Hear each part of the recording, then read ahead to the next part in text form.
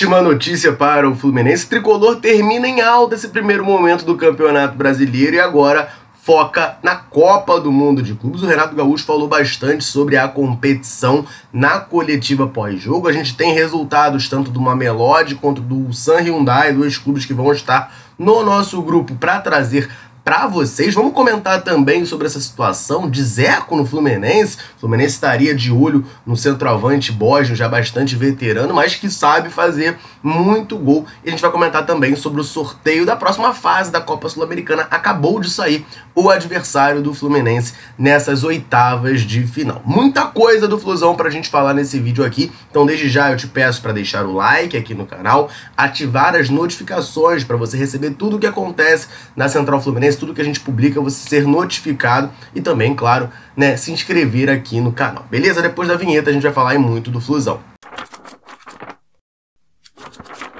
Se a torcida tricolor ainda reclamava um pouco do desempenho da equipe em termos de números, a gente tem muito pouco a falar do trabalho do Renato Gaúcho sob o comando tricolor. Desde que o Renato assumiu, o Fluminense tem o terceiro maior aproveitamento entre clubes da Série A. São 17 jogos no total, né, contando não só brasileiro, mas também Copa Sul-Americana, Copa do Brasil, dos quais o Fluminense venceu 11, empatou 3 e perdeu somente 3, né? Esse aproveitamento do Flu é de 70,6%, um aproveitamento realmente muito alto e chama a atenção o número de gols feitos e gols sofridos do Fluminense, né? A gente fez 30 gols, o que é um número bastante relevante em 17 jogos, e tomou somente 13 gols. É um time que cria muitas chances, né? 40 grandes chances criadas nesses 17 jogos e consegue ficar com mais de 50% da posse de bola. A média ali é de 56,2%. Então o Renato Gaúcho vai aos poucos ajeitando o desempenho do Fluminense, mas até lá vem conseguindo os resultados. O segundo tempo da partida de ontem contra o Internacional, eu acho que ele diz muito isso, né? Pegando o primeiro tempo, eu achei a partida muito boa do Fluminense. O primeiro tempo que o Fluminense fez, eu achei muito bom. E aqui, eu faço a culpa, né? Eu erro. Nossa, pra quem tava assistindo a live pré-jogo aqui, que a gente fez ontem no canal, tava eu e o Daniel falando do jogo, saiu a escalação do Fluminense na hora que a gente tava fazendo a live. E quando eu vi o Thiago Santos escalado de volante, eu dei um chilique. Falei, meu Deus do céu, o que o Renato tá fazendo? Thiago Santos de volante em pleno 2025, não tem a mínima condição. Mas deu muito certo no primeiro tempo, preciso ser justo aqui, deu muito certo. Era um momento ali que muitas vezes o Thiago Santos virava um terceiro zagueiro quando o time estava atacando, quando o time estava defendendo ele voltava a ser volante ali. O próprio Thiago Santos, eu gostei muito da partida dele, né? Conseguiu marcar bem de pertinho ali o Alan Patrick, não deu espaço para esse que é um jogador que eu também sou suspeito a falar que eu sou muito fã, eu acho o Alan Patrick muito bom jogador. E o Thiago Santos conseguiu anular ali, isso foi mérito, claro, tá, do Renato Gaúcho no primeiro tempo, né? Essa trinca de meias do Fluminense funcionou no primeiro tempo, mas no segundo tempo a gente caiu muito de desempenho e tinha uma blitz ali do Internacional, né? A partir ali dos 20, 25, até o momento do gol do Paulo Baia, era uma blitz, uma verdadeira blitz do Inter, várias chances, né, que eles foram criando, várias, não exatamente chances, né, mas o Inter estava pressionando muito o Fluminense e, sinceramente, a minha sensação vendo o jogo ali era, pô, a qualquer momento o Inter vai empatar. E aí, cara, é aquilo que eu falo já desde que o Renato chegou, né?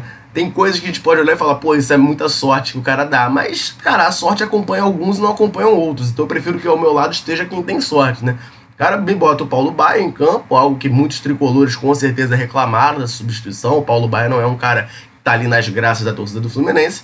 E o Paulo Baia acerta aquele chute que, convenhamos, a bola desvia, mata o goleiro do Inter, sai o segundo gol do Fluminense, tranquiliza a parada, mata o jogo. Então assim, mesmo no segundo tempo, quando o Fluminense não tava bem, o Fluminense consegue, naquele contra-ataque, o Arias toca, o Paulo Baia chuta, o Fluminense mata o jogo e sai com os 3 pontos. E aí, um outro detalhe importante da gente chamar a atenção é que o Fluminense chega a 20 pontos, né? O Fluminense está com 20 pontos em 11 jogos disputados. A título de comparação, na temporada passada o Fluminense só bateu 20 pontos na 20ª rodada da competição. Então isso ilustra muito bem como o trabalho do Renato Gaúcho tem sido, sim, né, positivo até esse momento. E agora um cara que eu quero falar aqui, né, que pelo amor de Deus, esse aqui, ele dispensa comentários? Dispensa, mas eu faço questão de comentar, que é o Thiago Silva. Mais uma partida de almanaque do nosso capitão ontem lá no Beira-Rio. E aí eu tenho alguns números aqui do Thiago Silva para trazer, só Brasileirão, tá, gente? Só Brasileirão desde que o Thiago Silva retornou ao Fluminense. São 22 jogos que ele fez, tá? 12 vitórias, 6 empates e 4 derrotas. Um número realmente muito baixo de derrotas, um aproveitamento muito bom. E desses 22 jogos, em 12 o Fluminense não sofreu gol. E aí é importante frisar isso, né? Ao lado dele, eu já falei aqui várias vezes, eu não confio na galera que faz dupla de zaga com ele, seja Freitas, seja Inácio, seja o próprio Thiago Santos quando joga ali. Mas a gente pensar no Fluminense pré-Thiago Silva, lembra? Antes do Thiago Silva chegar ano passado, cara, o Fluminense tomava gol todo jogo. A nossa reclamação aqui era, meu Deus, o Fluminense toma gol todo jogo. Às vezes 2 gols por jogo. E o Thiago Silva conseguiu, nesses 22 jogos do Brasileirão que ele tá, conseguiu fazer com que o Fluminense não tomasse gol em 12. Isso é realmente, assim, muito estrondoso, muito absurdo. Eu tenho os números dele na partida de ontem, que ele também jogou muita bola contra o Internacional. Ele acertou 95% dos passes. 95%. Foram 60 passes certos de 63 que ele tentou. Ele teve 14 ações defensivas, foi o líder absoluto ali do jogo. Teve 11 cortes ao longo da partida, também foi o líder do jogo. Ganhou 4 dos 5 duelos em que ele disputou, um número realmente muito estrondoso. Duelos aéreos, disputou 4, ganhou 3, número também muito bom. E aí aqui, esses números do Thiago Silva aqui, que são a parte que eu sempre me perco.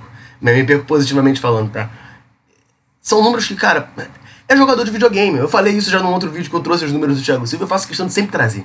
Porque, cara, a gente tem que ter noção do craque de bola que a gente tem na nossa defesa. Ele, por ser zagueiro, muitas vezes não chama tanta atenção quanto um atacante, quanto um meia. Mas, cara, olha, o Thiago Silva, mais um jogo em que ele não sofreu nenhum drible e não cometeu nenhuma falta. Você tem noção disso? Você tem noção disso? O cara não sofre um drible nem comete uma falta. Eles não estão falando de um cara que se escondeu do jogo, né? Foi o 11º em cortes, 4 dos 5 duelos que ele participou, ele ganhou, 3 dos 4 duelos aéreos, 14 ações defensivas. Esse é o cara que a gente tá falando, entendeu? Assim, nota do SofaScore dele, 7.6.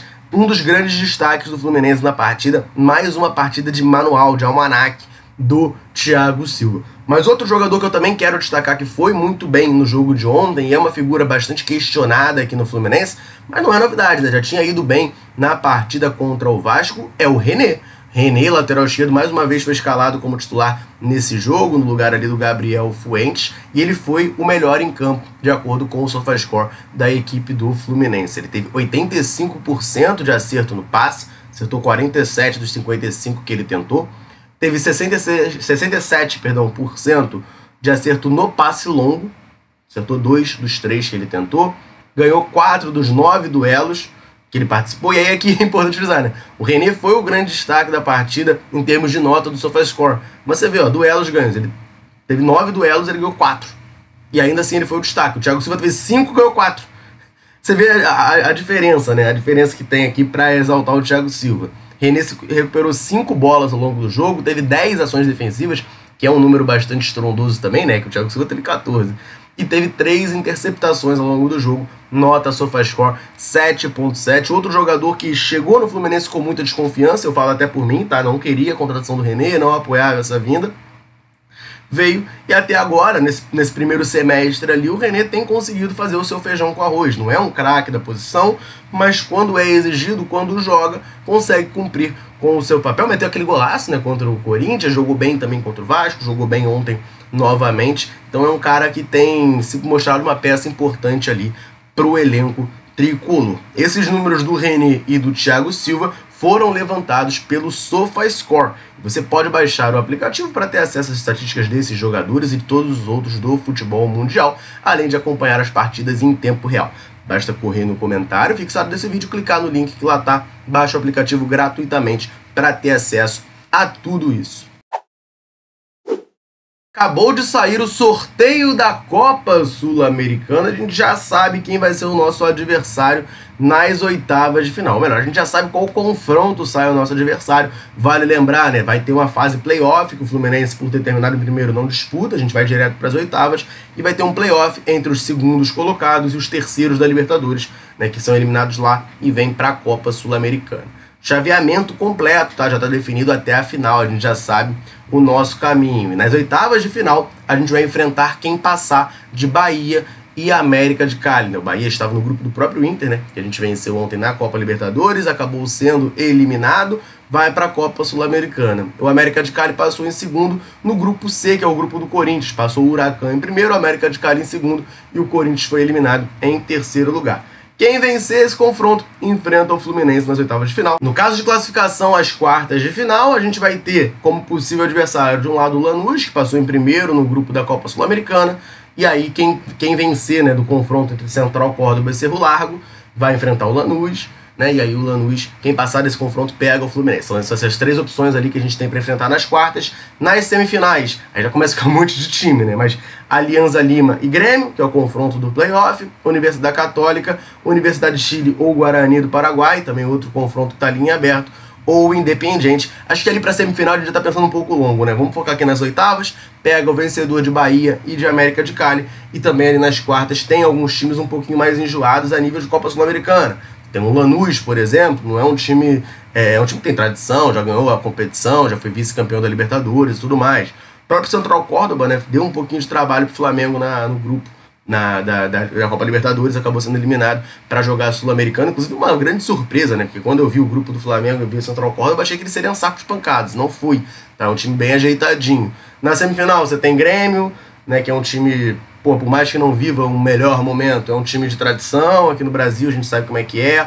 Tem a Universidade de Chile, que é um time muito grande lá no Chile, tem o Independiente, que é o rei de Copas, né, também um outro adversário complexo ali, mas acho que tá bem viável a gente sonhar, não tô dizendo que vai acontecer, mas é viável a gente sonhar com o Fluminense na final, o Fluminense campeão da Copa Sul-Americana de 2025, sim. E o jogo contra o Internacional foi o último do Fluminense no Brasileirão antes da Copa do Mundo de Clubes. Então o próximo adversário do Fluminense é o Borussia Dortmund no dia 17 de junho, lá no MetLife Stadium, em Nova York. O Renato Gaúcho foi perguntado sobre esse torneio, claro, né? As principais perguntas da coletiva foram sobre a Copa do Mundo de Clubes para o nosso treinador, e se liga no que ele respondeu. O meu grupo tá bem, meu time tá bem. Como eu falei, a gente sabe que a gente vai enfrentar as melhores equipes do mundo, quer dizer, algumas delas, né? Não sei até onde a gente vai. O objetivo como o objetivo de qualquer outra equipe, é chegar numa final, mas a gente sabe o quanto é difícil. Mas é o que eu falei, eu acho que o importante é o prazer de estarmos disputando esse Mundial. Vamos ver, o que eu falei, o meu grupo está bem, meu time está bem, a gente espera fazer um bom papel nesse Mundial. Cara, tá aí a declaração do Renato Gaúcho, né? Ele fala, né, de vamos enfrentar uma das principais equipes do mundo, né? Depende de onde a gente vai, o objetivo sempre vai ser chegar à final, mas sabe da dificuldade. Cara, eu vou falar uma coisa aqui pra vocês, tá? Como torcedor do Fluminense aqui, ó, entre nós. Quem acompanha aqui a Central sabe que eu sou um cara muito corneteiro, não escondo isso de ninguém, né? Eu reclamo muito, até porque eu exijo sempre um Fluminense muito forte. Não é só por ser chato, não, eu até sou chato, mas eu exijo um Fluminense muito forte sempre, tá? Mas, cara, agora a gente entrou numa Copa do Mundo de Clubes. A gente sabe, sendo muito honesto aqui, a gente sabe que o Fluminense é completamente franco atirador. Ninguém imagina que o Fluminense vai ser campeão dessa competição. A nossa expectativa é, pô, talvez com o nosso grupo a gente consiga passar de fase, deve passar, eu acho que passe, tá?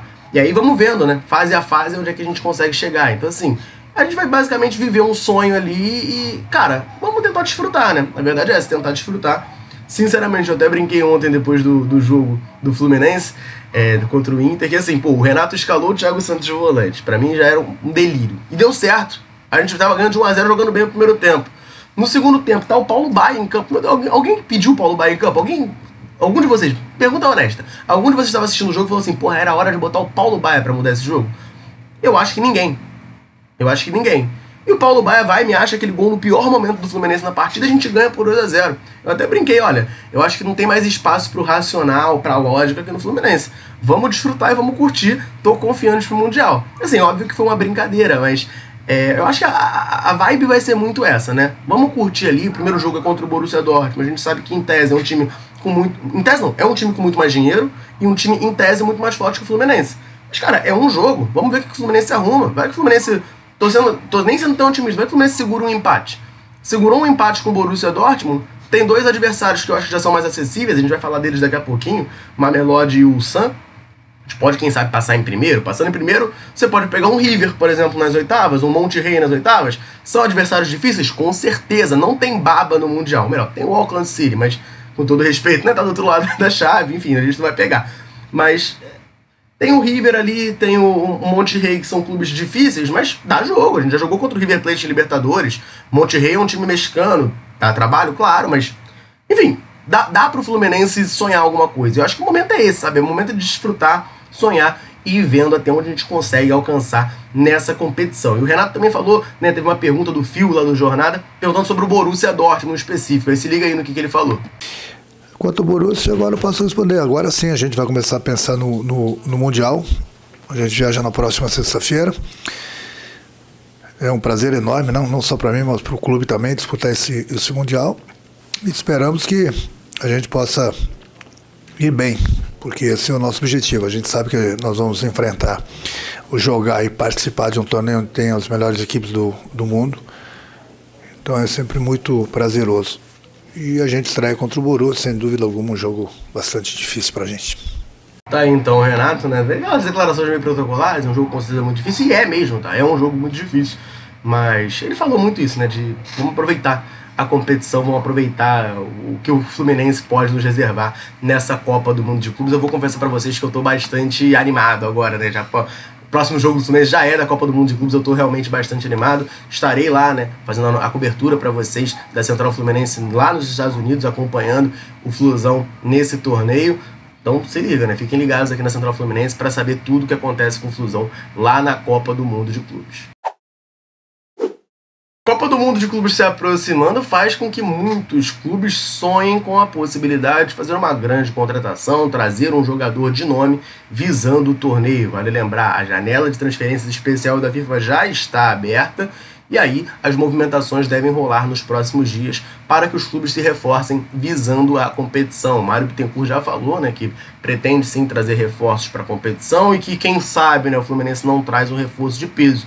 E aí um jogador de peso sim, foi cogitado no Fluminense nos últimos dias, assim, de uma maneira bem surpreendente, algo que a gente não esperava, que é o atacante bósnio Edin Dzeko. A gente vai falar um pouquinho sobre essa situação. Cara, o que tem? Tem Dzeko no Fluminense? Tem informação sobre isso? Enfim, a gente vai falar bastante. Só antes, deixa eu rapidinho aproveitar para dar uma moral pra galera tricolor ligada aqui na Central, sempre nos dando aquela moral. Em todo vídeo eu convido você que tá ligadinho aqui no canal a comentar aqui embaixo, fala o seu nome, de onde você acompanha a Central Fluminense. A gente gosta muito de saber até onde nesse mundo gigantesco a gente alcança.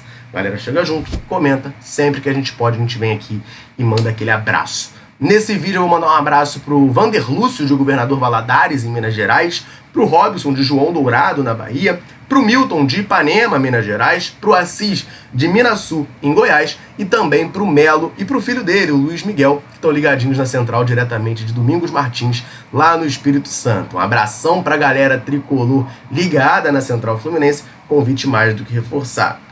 Quer que a gente mande um abraço, um salve, cite o seu nome em algum vídeo? Então comenta aqui embaixo, me fala o seu nome e de onde você está nos acompanhando, beleza? Vamos falar então dessa situação, né? Porque saiu lá na Turquia uma informação de que o Fluminense estaria, né, interessado, abrindo negociações para contratar o centroavante Edin Dzeko. Dzeko, enfim, um jogador de classe mundial, jogou muito tempo no Manchester City, jogou na Roma, meteu muito gol por lá, jogou na Inter de Milão. Estava no Fenerbahçe da Turquia e acabou o seu contrato agora, né, no final dessa temporada. Está livre no mercado para assinar com qualquer equipe. Aí lá na Turquia, que era onde ele estava jogando, saiu essa informação de que o Fluminense estava buscando a contratação desse jogador, visando justamente a Copa do Mundo de Clubes. E aí algumas coisas importantes, né? A gente sabe que o Fluminense de fato está buscando um centroavante, isso aí não é segredo para ninguém, e o Dzeko é um centroavante daquele bem clássico, né? Alto, forte, faz um pivô, mete muito gol. É um perfil clássico, tá? Mas é um jogador de 39 anos que estava no Fenerbahçe da Turquia. Eu acho válido também a gente trazer os números dele nessa última temporada, tá? Ele fez 35 jogos, nem todos como titular, não foi titular absoluto no Fenerbahçe nessa última temporada, mas números interessantes sim, tá? De gols e assistências. São 14 gols marcados e 4 assistências dadas pelo jogador. Repito, é um jogador de 39 anos, tá? Mas até 2 anos atrás ele estava jogando em alto nível na Série A italiana. Então assim, não me parece ser um cara cuja questão física, ela pesa, claro, tá? Mas ela não impossibilita, vamos botar dessa maneira. Mas beleza, de onde é que surgiu essa história do Dzeko com o Fluminense? O Fluminense está de fato tentando o jogador? Então vamos lá. A informação que saiu lá na Turquia falava sobre isso, só que acreditava um portal brasileiro como a fonte da informação. E o portal acreditado foi o portal Maratimba, que é um portal do interior do Espírito Santo. Eu fui parar para ler lá a matéria deles. E a matéria fala que o Fluminense segue ativo no mercado, busca um centroavante e pode trazer nomes de peso para o Mundial. E aí o Dzeko poderia ser um nome, visto que ele está livre no mercado após sair do Fenerbahçe. Eu li 2, 3 vezes essa matéria, até para não cometer nenhuma gafe, tá? Aqui com vocês, mas pelo que eu li na matéria, não era uma informação sobre o Fluminense estar negociando com o Dzeko. A informação era no sentido de, olha, o Dzeko está livre no mercado, então poderia ser uma opção, visto que o Fluminense cogita trazer nomes de peso e o Fluminense busca também um centroavante no mercado. E aí teve essa questão da tradução, né, que os turcos viram isso, entenderam que era uma informação de negociação, mas aparentemente nesse momento, tá, gente, não tem nada disso, tá? Não tem nada de Dzeko no Fluminense. A gente tentou correr atrás dessa informação também. A resposta que a gente teve é de que não, nesse momento o Fluminense não negocia a contratação do centroavante bósnio. Quero saber de você, ligado aqui na Central. Seria uma boa o Dzeko no Fluminense? Você aprovaria essa contratação ou você acha que ele já está muito velho para reforçar o Flusão? Comenta aqui embaixo para a gente trocar aquela ideia. Aproveitando essa toada de Copa do Mundo de clubes, vamos falar um pouquinho dos outros adversários do Fluminense. O Borussia a gente já fala bastante, é um time mundialmente conhecido, mas tem outros 2 clubes no grupo que jogaram esse final de semana e a gente vai atualizar vocês. Quero começar falando do Ulsan Hyundai, o time da Coreia do Sul, que também está no grupo tricolor.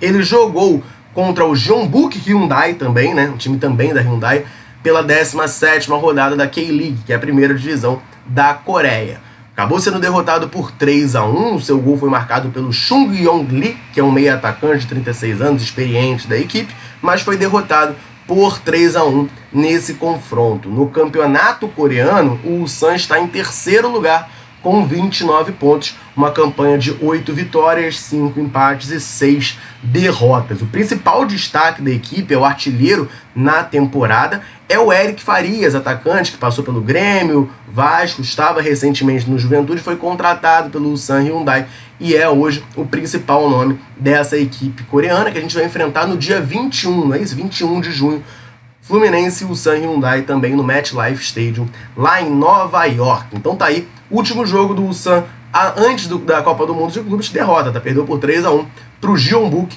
Hyundai. E o Mamelodi Sundowns, terceiro adversário do Fluminense, a gente vai enfrentar no dia 25, a gente já havia comentado aqui, eliminou o Al Ahly e foi para a final da Liga dos Campeões Africana. E a definição dessa competição foi ontem, tá? Aqui no Brasil era na tarde de ontem, tá? O Mamelodi pegou o Pirâmides do Egito. E aí o primeiro jogo tinha sido um empate em 1-1, na partida de volta deu Pirâmides, né? Eles abriram o placar e ampliaram, né? Fizeram um 2-0 no placar, o Mamelodi diminui ali no final da partida, não foi o suficiente para sair com o título, então o Mamelodi é o atual vice-campeão africano. Vamos ver como é que isso afeta eles, né? Mas já chegam um pouco derrotados, digamos assim, no Mundial, né? Por terem perdido essa final para o Pirâmides, que não está na Copa do Mundo de Clubes, vai estar na de 2029, né? Já se garantiu com esse título, mas na atual edição não está classificado. Então, Mamelodi Sundowns vice-campeão, e detalhe importante, né? Esse uniforme deles, vocês estão vendo aí na tela, né? Parece realmente muito da seleção brasileira, né? É uma homenagem, inclusive, eles são conhecidos na África do Sul como The Brazilians, né? Os brasileiros, e realmente o uniforme, de longe, assim, pô, é o uniforme da seleção brasileira, né? Que a gente está acostumado, camisa amarela, short azul, meia branca, enfim, muito bacana isso, nessa relação deles aqui com o futebol brasileiro. Será o nosso terceiro adversário na fase de grupos da Copa do Mundo de Clubes. Quero saber de você, tricolor ligadinho aqui na Central Fluminense. Está confiante para esse torneio? Você acha que até onde? Vamos pensar aqui de uma maneira realista. Eu quero um palpite realista de vocês. Até onde o Fluminense pode chegar nessa competição? Comenta aqui embaixo então para a gente trocar aquela ideia. Combinado? Vou ficando por aqui. Um abraço, saudações tricolores. Tamo junto.